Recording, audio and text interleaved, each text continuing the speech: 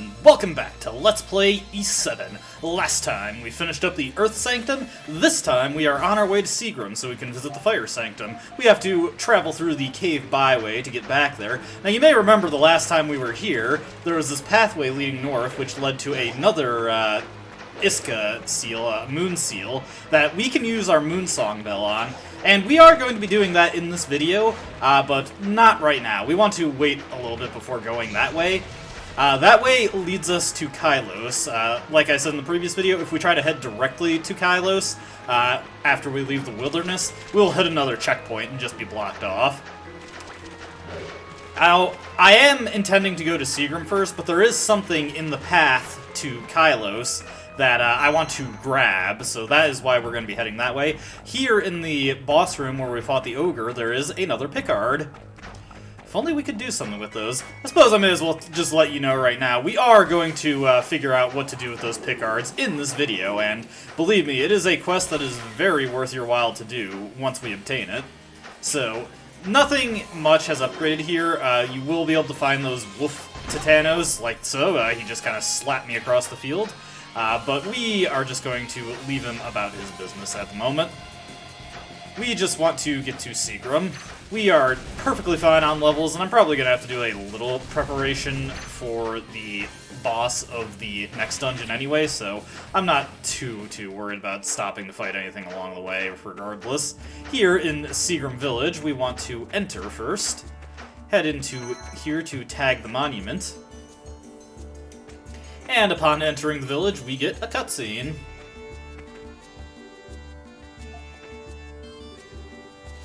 Yeah, it's, I'm not sure how long it was supposed to be in universe. I'm going to assume this was at least a few days. One heck of a day if it's all been in one.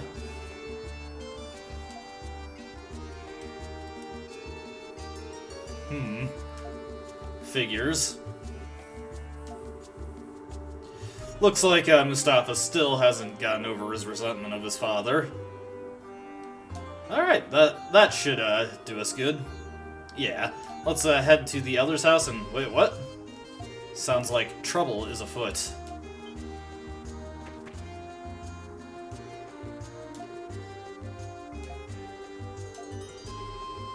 Uh-oh.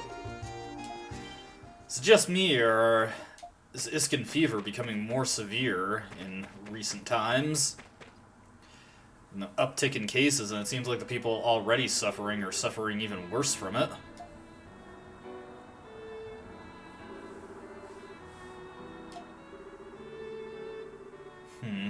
Yeah, I don't think that's a coincidence at all.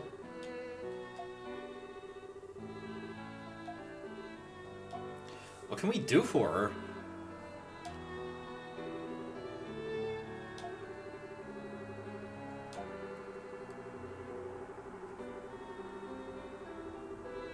Huh. Strange that he's communing with Krushi. Ah, the incantation!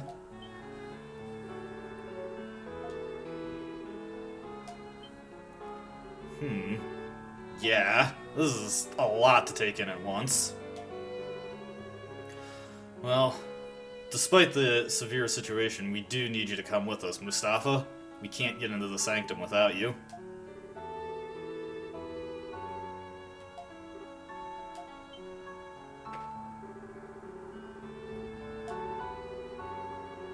Yeah, come on, Mishra, you gotta have something.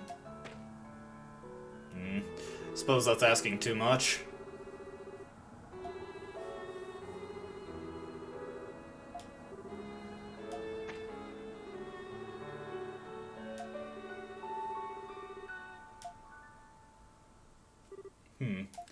Looks like Mustafa is deciding to do the responsible thing.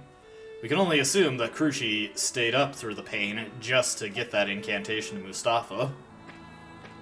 Perhaps the dragon can help us if we talk to him.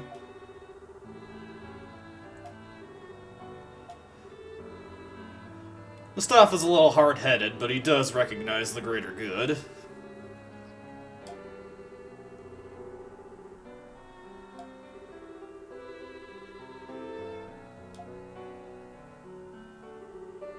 Yeah, let's get on our way. Alright. So yeah, now at this point we know the incantation, so we can head to the Altar of Seagram and actually reach the Fire Sanctum. Before we do that, though, there is one thing we want to stop by. Also, in Seagram you can buy new and more powerful weapons, but we'll save that for later. And here, this boy is the Pickard Keeper. I might have stopped by him when we were in Seagram originally. But his Pikkards were scattered by the recent earthquakes, and it looks like they've traveled to all the corners of Altago. Well, not necessarily, but...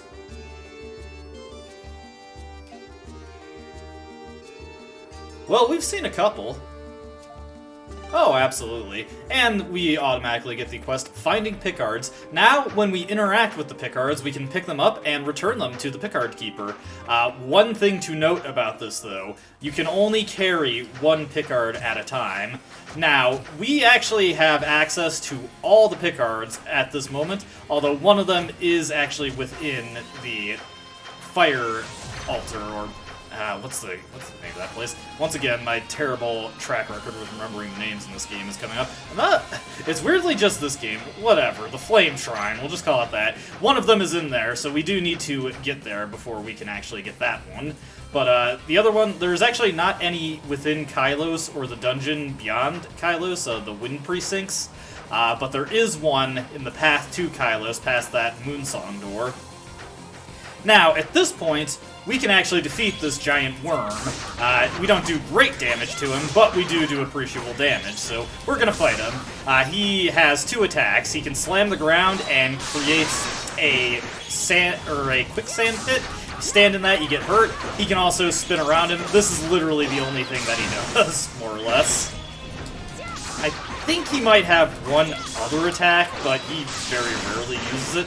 Anyway, what I'm gonna do is I'm just gonna hang back, have Sigrun pelt him with shots, go in for Ocean Squall when we got it, but otherwise just mostly stick to Aqua Burst. As a matter of fact, this is a good chance to show off something unique about these roaming Titanos, in that since they're not technically boss fights, you still have full access to your pause menu while dealing with them. So if your characters are getting weak, you can switch in new ones, and you can change your equipment while fighting, so a little cheesy.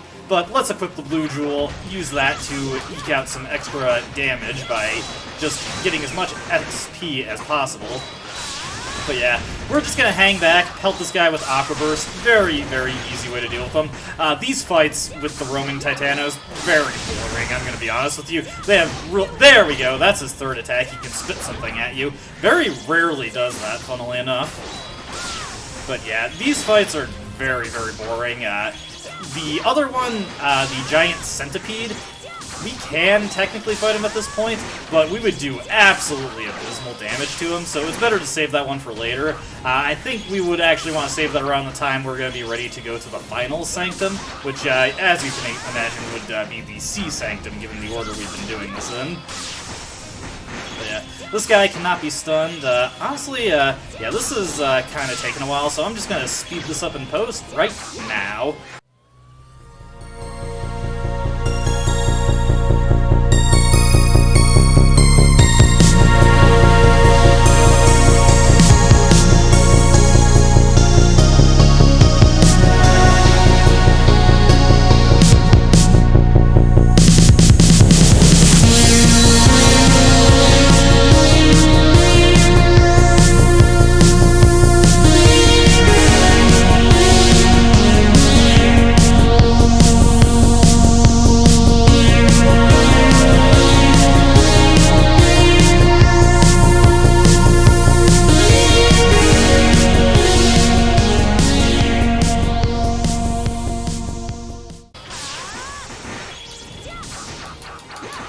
There we go, we got him. Now, what's our reward for defeating this guy? Last time we got a new artifact item to use as an accessory. This time, for defeating him after he disappears, we'll find another item dropped. And, of course, we've completed the quest, defeated Saldiorm. And we got some level ups out of the deal, very nice. Now let's pick this up here. You may have noticed that I never really went over this properly, but characters in Reserve do get reduced experience, which is why Geist was only just now reaching level 35, while Adol is reaching level 37. And the reward we get is an upgrade to Dogi's ultimate skill, or his extra skill, and it's upgraded to Ultimate Strike. So yes, Dogi's third tier upgrade is relegated to a side quest, since he does not represent any particular sanctum or element or seal. I'm always at a loss for the correct way to refer to that in regards to the characters themselves. But yes, Dogi gets his upgrade from defeating this boss. Geist, who is also not tied to a specific altar, he gets his from the other giant Titano, which we'll be getting that one later. But yeah, looks like these things are quite the, shall we say, pinatas of energy.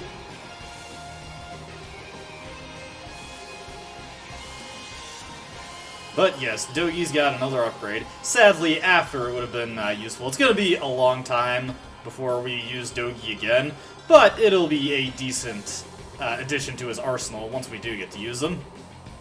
Dogi actually does have a really good extra skill. It's just one really powerful hit that does a lot more damage than pretty much all the other extra skills. One of the better reasons to use them, honestly, coupled with a couple extra skill, or couple of regular skills we get later. Heading into the Flame Shrine.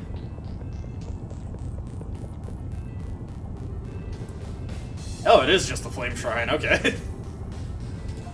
Fortunately, this time around,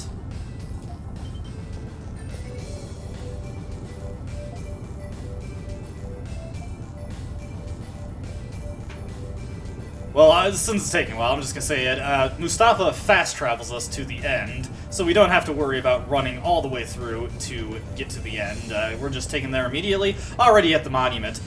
And this is important because this allows us to just warp back to the start and then return when we are actually ready to go to the altar. The reason I want to warp back to the start is because there is something that is at the beginning of the Flame Shrine. Specifically, the Pickard within the Flame Shrine is in the area where we fought the Fire Chicken mini-boss. So let's head down that way. We'll just ignore all these things. There is no sense in fighting them. We have long since surpassed these enemies. Let's just head on down to this elevator and take it down. And now at this point, we can freely access all of the Pikkards that are available to collect in this game. But just to keep this video interesting, after we grab this one and return him to the kid, we will go to the one that is in the area we haven't been to yet. Here we grab the Pickard, and like I said, you can only carry one at a time, so whenever you grab one, always warp back to Seagram Village to return to the Pickard Keeper, which we are going to be doing right now. Hand him off to this kid right here.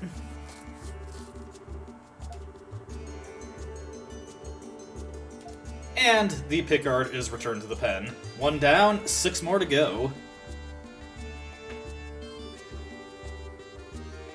Yeah, we know, we just handed it to you and you commented on it. Yeah, we'll get to it. And the kid has slightly different dialogue every time you bring one back. For the next one, we're going to warp back to the cave byway, the entrance, of course, since that's much closer to the Moon Seal. And we're just going to use the Moonsong Bell to get by it. Fortunately, the area beyond the seal does not actually require the luminous rock to utilize, so where is the Moonsong Bell? There it is. Let's just hit this up. Now, like I said, this is the path to Kylos, and the enemies within this path are a bit ahead of us in terms of the level curve at this point, so you'll get a lot of experience fighting things here. A lot of the stuff is in our way, so we definitely want to stop and fight some of it. But yeah, we've got tons of crabs. The crab boss has finally been demoted to a regular enemy.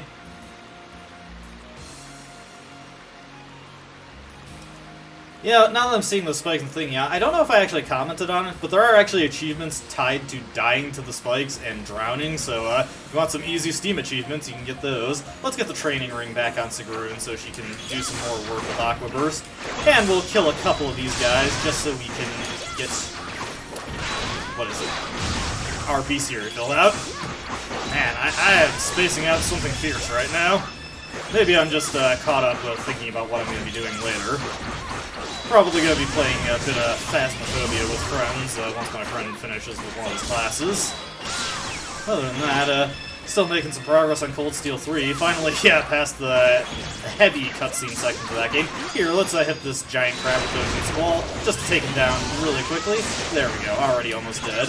But yeah, finally getting into parts where I can actually explore Overworld in Cold Steel 3. It was kind of funny checking my save time and like seeing that I had like 6.5 hours of playtime, even though I'd only gone through like 2 small areas. There's the Pickard over there. There is also some treasure to grab in here, which we will do that. Let's see, nothing over this way.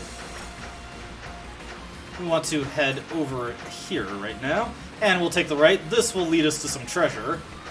Heading down this way, we can just ignore the crabs at this point. Would become a little over-leveled if I fought a ton of them anyway. Let's get the Gratios Talisman on. I believe this submerges us when we go down here. Yep. Remember, you drown very, very quickly, so always have that on when you think you're going to be submerging. Put some Titano fluid there, very nice. And let's resume heading towards the Pickard. If I can get over that ledge. Heading over this way, we just want to detour south real quick. May have saw those spikes up there. Let's get the boots on. And get this treasure right here. Get some Titano bones. Could always use more of those. And let's make a beeline towards the Pickard, grab him, and then we can get out of here. Let's see. Nothing over that way. Giant crab. Will he interrupt me? No, he won't. We can just grab the Pickard. Let's return to Seagram. Alright. I really wish you could hold multiples of the Pickards. It makes this quest a lot slower and more tedious than it really needs to be. Alright. Hand over to this Pickard to this guy right here. I say it like it's a different person every time, but it's the same kid. Same kid. Okay, what do you got to say about this one? His opening text is always the same.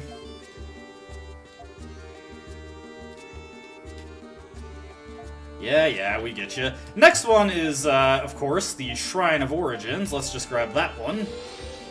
Yeah, this is very much a busy work quest. Not particularly exciting. Honestly, it's like so staccato, I can't even really edit it down that effectively. Let's return to Seagram, drop this one off. So, I guess while we're doing this, I'll just shoot the breeze about the decorum of the day. Been playing a lot of Yggdra Union, We'll Never Fight Alone, specifically the PSP version. Been having a great time with that game. I just finished my second playthrough on the game's hard mode, getting the secret bonus chapter if you pursue the bad ending. And enjoying it a lot, already doing another run of the game for reasons. It's also trying a little bit of the Game Boy Advance version just to see some of the difference on it, because a lot of the guides for the game, very outdated and unhelpful on basically everything about it. Quite a few of them are just outright incorrect in parts, or are only specific to the Game Boy Advance version, so they don't really suit my needs specifically, making it very hard to get everything in the game properly. But I do have a decent amount of item completion. I'm just hoping, like, with each playthrough I do, I get a little bit more efficient, get a little bit more of the game filled out, and I got quite a bit of it. I'm already thinking about things I can do to unlock more in the extras section. Probably gonna make multiple save files at various points so that I can easily redo the level just to fill out the things. One nice thing about the game is that when you grab items, it automatically writes them to your system data. Hey! We're making good progress here. So if you just want to do like a quick suicide run to get a specific item and then restart without any of the problems that you had along the way, that's a totally viable thing you can do. It's good that I had the diamond boots on, but yes, our next Pickard, I showed this one off previously, is over here. We want to get the Gratios Talisman on now and take this water path again. Let's see, the next one after this one was in the Cave Byway, and then... I'm forgetting what... Wilderness, yeah. I knew I was going to forget one offhand, but thankfully I recalled it pretty quickly. Here is the 5th Pickard, third to last.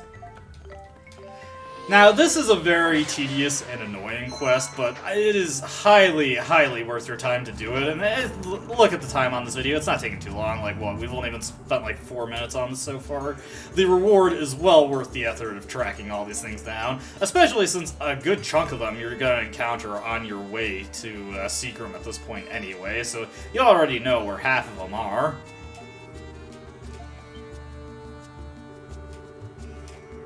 Alright. Thankfully, the next one is right in front of a monument. Let's just warp to the cave byway end and grab another Pickard. Again, I'm just gonna keep hammering this point home. They should just let you take multiples of these. It makes this quest needlessly tedious that you can only hold one at a time. I'm offering this criticism to a game from, what was this, like 2009, I want to say? So it's kind of long since fallen on deaf ears, but you know, sometimes you just like to gripe about things. And we are finally on the last Pickard. I think the fastest way to get back to the wilderness... Yeah, the fastest way would be to go back to the cave byway entrance.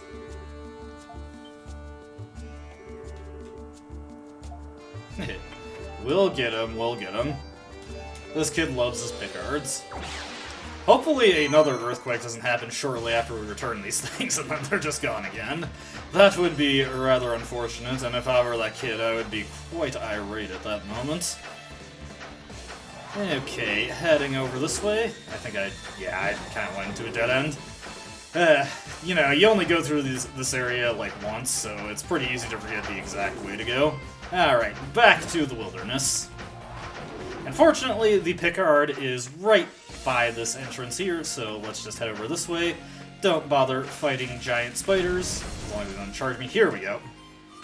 He's running away, trying to get over the edge. But that is our 7th and last Pickard. Sadly, we do not get a wish for collecting all these things. Can't even imagine what they'd let us wish for. Bacon, maybe?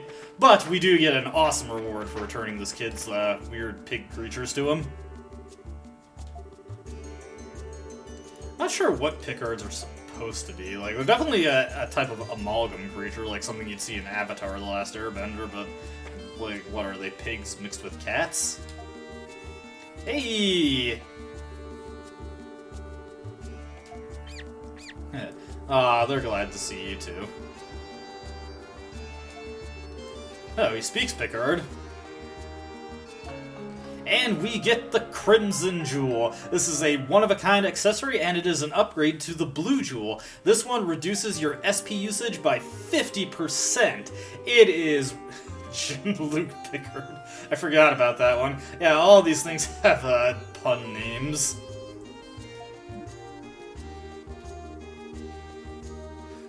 Let me see. Can we get some of those pun names? We know one of them is John Luke.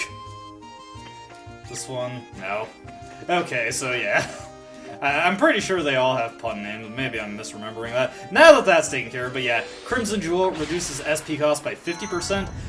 Very, very, very good for Tier 4 skills. It greatly reduces the consumption on those and makes it viable to use them repeatedly in very short time frames, particularly for characters with low-cost ones like Elk and even Adol to an extent. Dogi and Mishara are still kind of out of luck on that, but it doesn't put them in the hole as much as it would if they didn't have the jewel at all. Now that we've got our side business taken care of,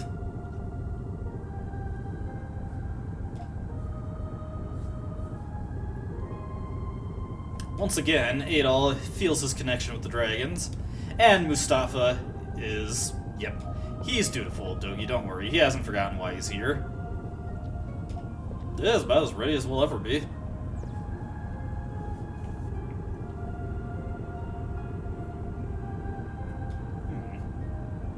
It's a good thing he was able to recall that. Very good memory, Mustafa.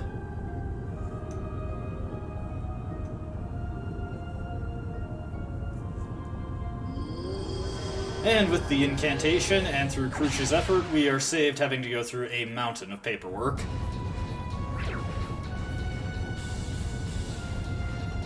And here we are in the Flame Sanctum. As you can see, it is quite the hot place.